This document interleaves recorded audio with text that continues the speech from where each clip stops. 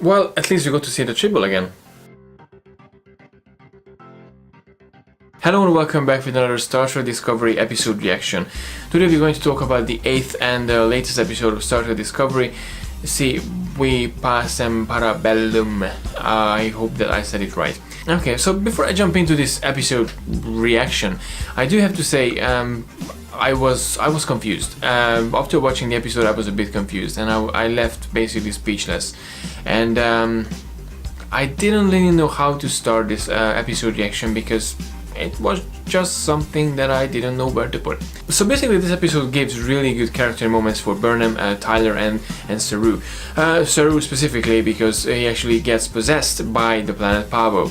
He becomes one of them, or he gets actually a special connection with the creatures, and he becomes rather interesting in terms of how he reacts and how he actually communicate with the others, Burnham and Tyler. It's really disturbing actually what this planet and what these creatures actually bringing out from him. At one point we got to see the really calm and really peaceful Saru, and then once Burnham and Tyler really wanted to proceed with their mission, and they wanted to use this beacon to detect Klingon warbirds, cloaked Klingon warbirds, which they still didn't figure out in the 24th century, to be honest. So interesting efforts though.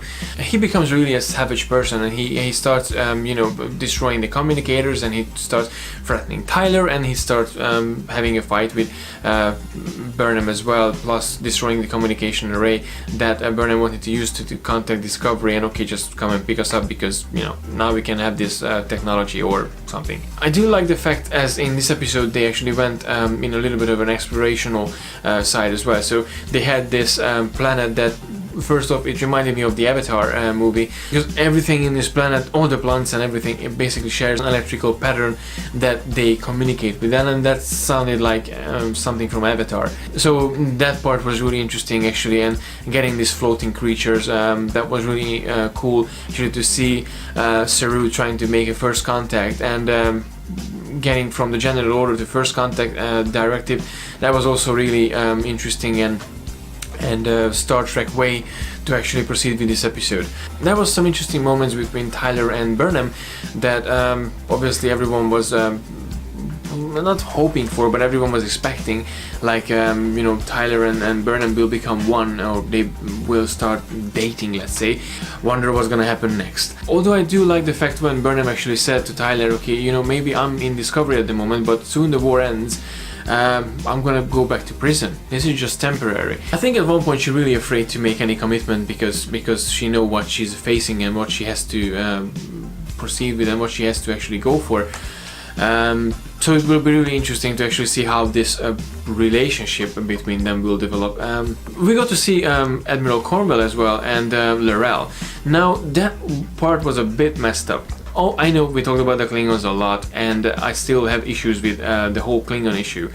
With all due respect for Mary Sheffer, she did a really good job, and I think the character comes across more interesting every time when we saw her. But the story behind the character, the one that I don't really get. L'Rell basically feels dishonored, and she has a problem with a core having in the the lead as a lead person. So that's gonna cause a little dilemma as well, I think, and it will be interesting to see actually how her revenge will come across as well, because if you've seen the episode, you remember the scene when she drags Admiral Cornwell into this room full with her friends and possibly family members as well, like massacred down, and that scene was a bit messed up and disgusting at the same level.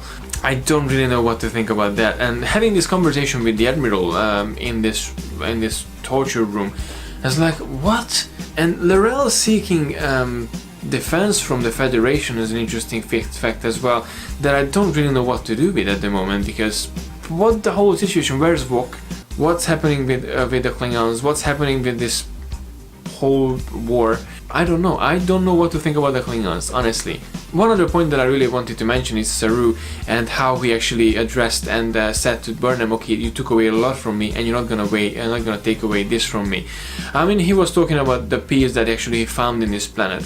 They talked about this planet, Planet Pavo, being a place where you feel yourself safe and you can thrive and you don't have to think about the war and there's nothing else going on, and basically you can live in peace and harmony in this beautiful planet. And when Burnham really wanted to have this beacon changed to actually help the Federation detect cloaking devices, cloaking ships, he got mad and actually he decided to break everything, and he threw a couple of words to Burnham as well, like, you took away everything from me and you're not gonna take this one out, this one from me. Briefly we go to see Tilly and Stamets, and they had this little conversation in the mess hall. Mary Wiseman's Tilly is always a delight to watch, and in this episode she really got a really cool and a really brave move as well. So when she actually moved out to Stamets and she asked him, like, okay, what's your problem? I was like, okay, you being so flamboyant, so happy, so cheerful, and now you're back to the old grumpy, being unhappy with everything and being the grumpy old man. And then Stamets basically confesses to Tilly, like, okay, I'm going through genetic manipulations in order to operate the spore drive, and if I tell that to my partner, if I seek for help, then they're just gonna throw me in the laboratory and they're gonna do experiments on me. So you probably can see from my face I'm not overly excited about this episode. First off, I was watching it, I was fascinated, and I really loved the cinematography of I really loved the pictures and the rich colors in this episode.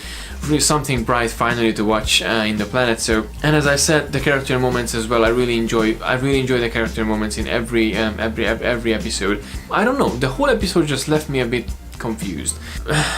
It feels a bit strange though, because the last episode was kinda okay, and I even despite the fact I didn't really like Harry Mudd, I really enjoyed the episode itself, and it was really interesting to see actually a fast-paced, fast-moving episode with some really interesting slow elements as well. So it was really, really cool. But this episode was somewhat different in terms of tone, and in terms of presentation, and in terms of feel. And now the life forms in the planet decided to make a peace matchmaker in the galaxy, and then they just decide the fate of the galaxy, between the Federation and the Klingons. If you have any idea about this episode, or if you want to help me out in here, just please let me know in the comment section below. What did you think about this episode, and what did I miss that actually could explain a lot? Because now, as I said, I'm just confused. So, but I think that wraps up everything about the last episode of Star Trek Discovery. And as always, don't forget to like and share the video, and don't forget to subscribe to receive all the geekiness every week, even when sometimes it's a bit confusing. And until next time, live long and prosper.